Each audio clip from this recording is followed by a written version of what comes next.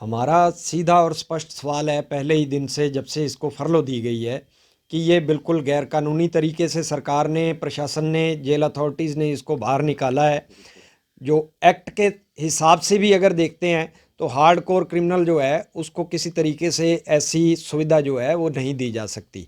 अगर दी भी जाएगी, जिस तरीके से हाई कोर्ट के अंदर हरियाणा सरकार ने अभी एक पिटीशन के अंदर अपना रिप्लाई फाइल किया है और उसके अंदर इतनी बेशर्मी भरा जवाब दिया है कि ये व्यक्ति जो है गुरमीत राम रहीम वो सीधे तौर पर कत्ल के अंदर शामिल नहीं है, इसलिए वो हार्डकोर क्रिमिनल में की श्रेणी में नहीं आता। लेकिन हमारा ये कहना है कि ये व्यक्ति एक हार्डकोर क्रिमिनल है। दो दो कत्ल, दो दो बलात्कार के अंदर सज़ा भुगत रहा है और इसके अलावा कई अन्य मामलों में इसके खिलाफ जो है अभी ट्रायल पेंडिंग है और जांच पेंडिंग है।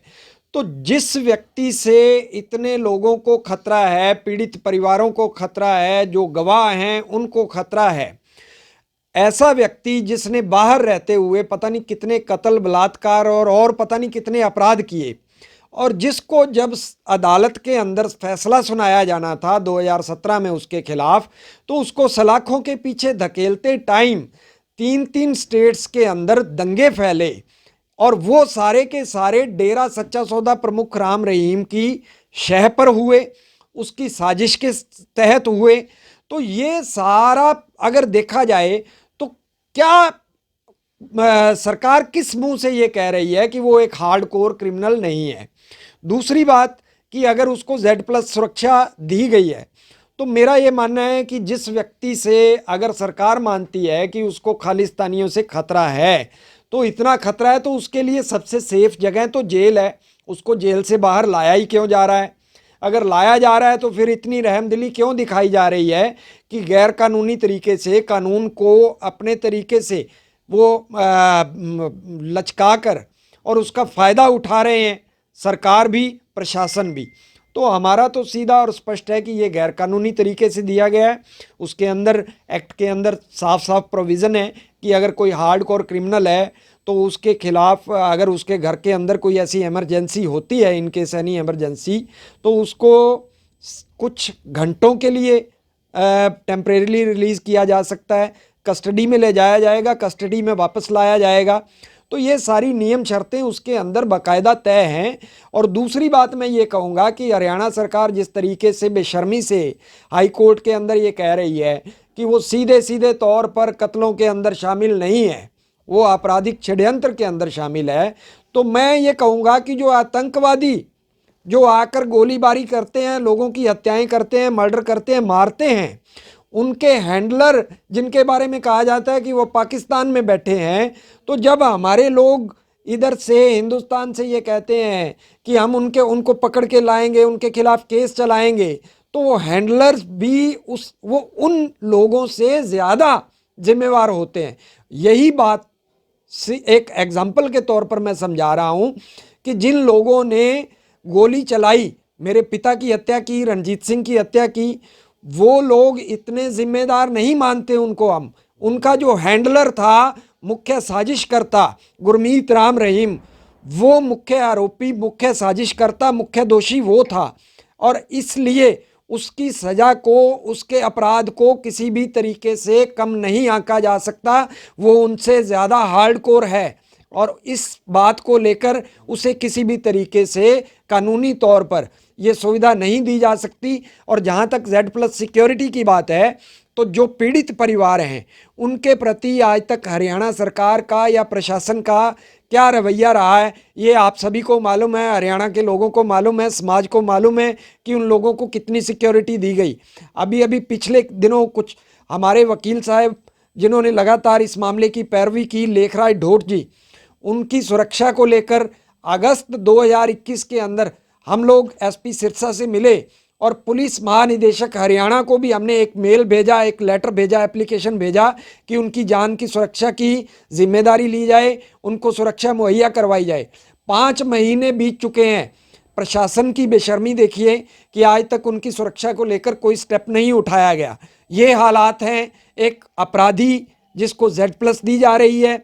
अगर उसे एक इतना ही खतरा था तो कुछ दिनों पहले जब इलाज के बहाने उसे एम्स ले जाया गया तो दो दो औरतों को उसकी गाड़ी में बैठा दिया गया और एक पुलिस के डीएसपी की बलि ले ली गई इस बात को लेकर, जबकि वो बेचारा बार बार कह रहा था कि मुझे चंडीगढ़ से इस बात को लेकर कोई वीआईपी फ़ोन कर रहा था। तो आज तक इस बात की जांच करने की किसी ने जहमत नहीं उठाई कि चंडीगढ़ से वो वीआईपी कौन था। सिर्फ डीएसपी की बलि लेकर इस मामले की इतिश्री कर दी गई।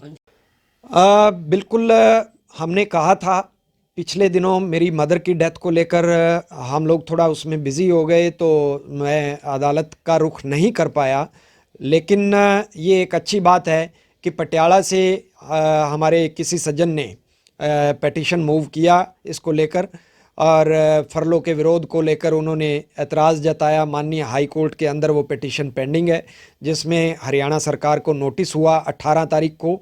अभी कल 21 तारीख को उसमें सुनवाई होनी थी। हरियाणा सरकार ने अपना जवाब फाइल किया है और उसी के अंदर हरियाणा सरकार ने ये बेशर्मी भरा जवाब दिया है कि वो उसका अपराध जो है वो ज़्यादा नहीं है, वो कम है, इसलिए वो हार्डकोर श्रेणी में नहीं आता। तो वो मामला अभी अदालत के अंदर पेंडिंग है, अभी कल फिर से उसमें सुनवाई होनी है। तो हमें पूरी उम्मीद है माननीय न्यायपालिका से।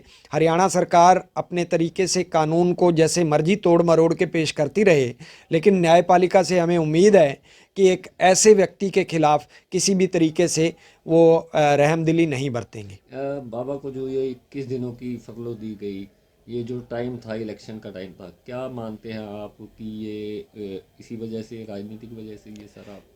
बिल्कुल ये राजनीतिक वजह से, राजनीति इस मामले में ये कोई पहली बार नहीं है, लगातार चलती रही पिछले 20 सालों से। जब से ये मामले अदालत में या सीबीआई के सामने जांच चल रही थी, सीबीआई जांच कर रही थी, उसके बाद मामला ट्रायल चल रहा था अदालत में, तो तब से लेकर आज तक राजनीति इन मामलों में होती रही है।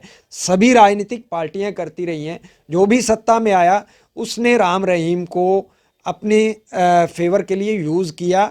लेकिन एक बात इसमें यह भी है कि अब भी राम रहीम को एक सर्कस के बंदर की तरह इस्तेमाल किया जा रहा है। उसकी नकेल जो है वो सरकार के हाथ में है। वो जब जी करते हैं उसे नचा लेते हैं सर्कस के बंदर की तरह, और जब जी करेगा उसे दोबारा फिर से सलाखों के पीछे डाल देंगे। तो ये सारा खेल वोटों के लिए हुआ है। बिल्कुल बिल्कुल, ये सारा खेल वोटों के लिए है। लेकिन हमारा विरोध जो है, हम इसकी टाइमिंग पे सवाल नहीं उठा रहे हैं। हमारा ये मानना है कि इसे, ये नहीं कि अगर आप इलेक्शन के बाद इसे रिलीज़ करते तो कोई दिक्कत नहीं थी, हमें फिर भी दिक्कत है। हम ये कहते हैं कि ये गैरकानूनी तरीके से इसे फरलो या पैरोल दिया जाना वो गैरकानूनी है। ये एक हार्डकोर क्रिमिनल है, इसे बिल्कुल इसे सलाखों के पीछे डालना चाहिए। क्या फर्क पड़ेगा इसकी, ये जो फरलो मिली है इससे किसी पार्टी को कोई फर्क पड़ेगा?